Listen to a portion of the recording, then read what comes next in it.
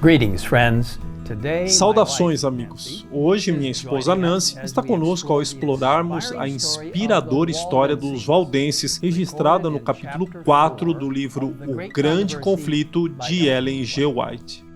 Em todas as épocas, houve fiéis testemunhas de Deus, homens, mulheres, jovens e crianças, que permaneceram fiéis à palavra de Deus, não importa quais sejam as consequências. Isso era verdade nos tempos bíblicos, bem como em toda a história da Igreja Cristã. Nos primeiros séculos da Idade das Trevas, enquanto o poder papal procurava colocar o mundo inteiro sob seu controle, grupos de crentes fiéis ainda deixavam suas luzes brilharem enquanto permaneciam fiéis à verdade bíblica. Desses grupos, os valdenses talvez fossem os mais conhecidos.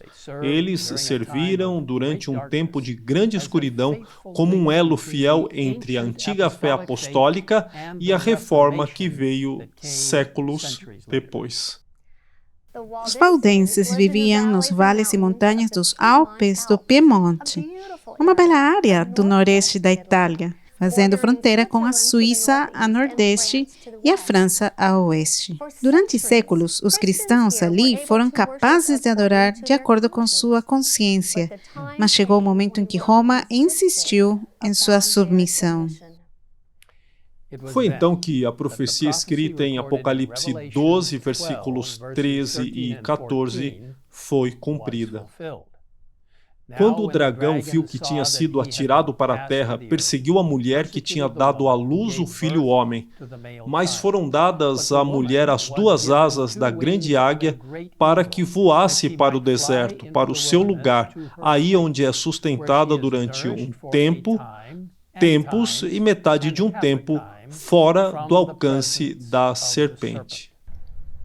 Em linguagem simbólica, entendemos que a mulher representa a verdadeira Igreja de Deus, que foge para as montanhas onde é nutrida pela palavra de Deus por 1260 anos durante a Idade das Trevas, da opressão papal. Embora não tenhamos tempo aqui para descompactar completamente esta profecia bíblica, para saber mais, eu encorajo você a visitar o endereço mostrado na parte inferior aqui da tela. Por causa da opressão papal, os fiéis valdenses foram forçados a se retirar para as montanhas, onde poderiam adorar a Deus de acordo com suas crenças, fundamentadas na palavra escrita de Deus. Somos informados de que os valdenses foram os primeiros dentre os povos da Europa a obter a tradução das Sagradas Escrituras. Centenas de anos antes da Reforma, possuíam a Bíblia em manuscrito, na língua materna. Pelo fato de os valdenses terem acesso à Bíblia em sua linguagem nativa, mesmo durante uma época em que as escrituras eram proibidas pela Igreja Romana, eles conheciam os ensinamentos bíblicos e instruíam seus filhos nas verdades de Deus, inclusive o sábado bíblico e a perpetuidade da lei de Deus, a garantia da expiação sacrificial de Cristo e o papel de Jesus Cristo como nosso único mediador e muito mais. Visto que as cópias da Bíblia eram raras, os valdenses memorizavam suas preciosas palavras. Muitos foram capazes de repetir grandes porções do Antigo e do Novo Testamento de cor. Os jovens foram treinados para escrever as Escrituras, copiando cuidadosamente dos preciosos manuscritos. Algumas dessas cópias continham toda a Bíblia, outras apenas breves seleções. Nós lemos. Mediante pacientes e incansáveis labores, por vezes nas profundas e escuras cavernas da terra, à luz das archotes, eram copiadas as escrituras sagradas, versículo por versículo, capítulo por capítulo. Assim, a obra prosseguia, resplandecendo qual ouro puro. Anjos celestiais circundavam os fiéis obreiros. Enquanto os valdenses viviam em lugares isolados, eles compreendiam a importância de interagir com aqueles de fora de seu círculo íntimo e ansiavam por aliviar os pesados fardos impostos à sociedade, compartilhando com eles as verdades da palavra de Deus. Jovens valdenses, treinados desde a infância para serem fiéis a Deus, foram enviados para universidades na França e na Itália. Escondidos em suas vestes estavam os preciosos manuscritos da Bíblia. Cuidadosamente, eles compartilharam as Escrituras com aqueles cujo coração parecia aberto para receber a verdade. O livro Grande Conflito destaca: ganhavam-se conversos a verdadeira fé nessas instituições de ensino e frequentemente se encontravam seus princípios a penetrar a escola toda. Contudo, os chefes papais não podiam, pelo mais minucioso inquérito, descobrir a fonte da chamada heresia corruptora.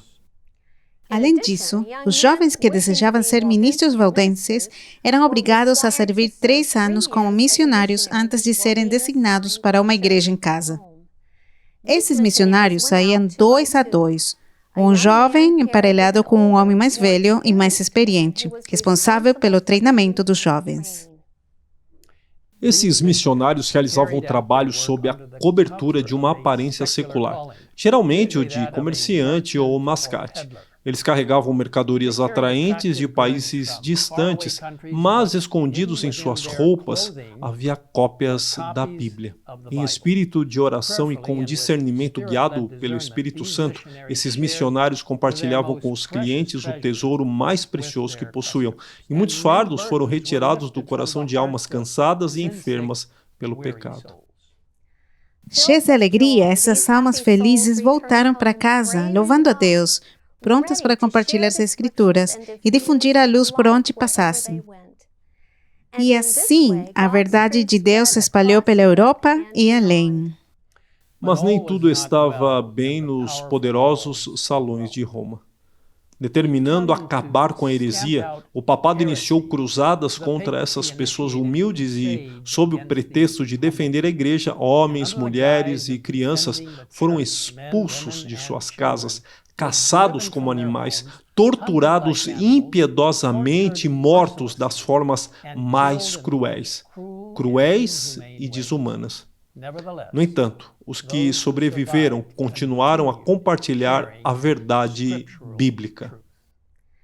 Determinado a livrar a terra para sempre dessa seita odiada, o Papa emitiu um decreto público conhecido como Bula Papal, condenando os valdenses como hereges e exigindo sua matança. Incentivos como o perdão de todos os pecados e a aquisição de bens foram oferecidos a todos que se juntavam à matança. Atrocidades horríveis ocorreram, tudo em nome de Deus, enquanto os cruzados realizavam seu trabalho cruel. Na última página deste capítulo, lemos estas inspiradoras palavras. As perseguições desencadeadas durante muitos séculos sobre este povo temente a Deus foram por ele suportadas com uma paciência constante que honravam seu Redentor. Apesar das cruzadas contra eles e da desumana carnificina a que foram sujeitos, eles continuavam a mandar seus missionários a espalhar a preciosa verdade. Eram perseguidos até a morte, contudo, seu sangue regava a semente lançada, e esta não deixou de produzir fruto. Assim, os valdenses testemunharam de Deus séculos antes do nascimento de Lutero. Dispersos em muitos países, plantaram a semente da reforma, e deve ser levada avante até o final do tempo por aqueles que também estão dispostos a sofrer todas as coisas pela palavra de Deus e pelo testemunho de Jesus Cristo. Ao considerarmos a fidelidade dos valdenses, eu convido você a se comprometer novamente com Deus, com sua santa palavra e com sua causa, enquanto nós oramos juntos. Pai nosso que estás nos céus, nós te agradecemos porque inspiras pessoas como os valdenses a defender firmemente a verdade bíblica. Obrigado pela bravura daqueles que levaram trechos das Escrituras para lugares distantes da Europa. Senhor, nós pedimos que nos ajudes, já que somos os valdenses modernos de hoje, a defender com orgulho a verdade bíblica, a compartilhar com amor e cuidado com outros. E enquanto temos acesso agora à palavra escrita de Deus, ajuda-nos a ler e compartilhar a Bíblia. Obrigado, Senhor, pelo maravilhoso exemplo daquelas pessoas leais e fiéis, os valdenses. E ajuda-nos a estar completamente comprometidos contigo, assim como eles, e a levar as pessoas ao pé da cruz e ao conhecimento de tua breve vinda. Em nome de Jesus nós pedimos. Amém. Amen.